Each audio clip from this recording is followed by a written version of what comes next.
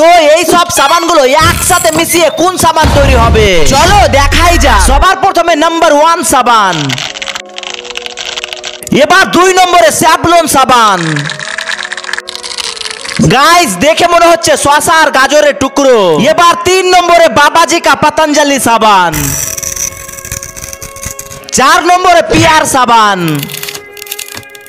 ও guys এটা তো কাটতে সেই লাগছে। এবার 5 নম্বরে খুশবুদার ভিবেল সাবান। এবার 6 নম্বরে সবার ফেভারিট সন্তুর সাবান। এবার সবশেষে সুপার হিট ফাইমা সাবান। দেখো গাইস দেখতে কত সুন্দর লাগছে। চলো এবার এগুলোকে একসঙ্গে মিক্স করব। এর মধ্যে দিয়ে দেব একটা শ্যাম্পু আর এগুলোকে কিছুক্ষণ কেসের মধ্যে রাখতে হবে। গাইস এবার হলো ফাইনাল রেজাল্ট দেখো। দাঁড়াও গাইস কেউ বাজে কমেন্ট করবে না, এগুলো ডেট ওভার সাবান।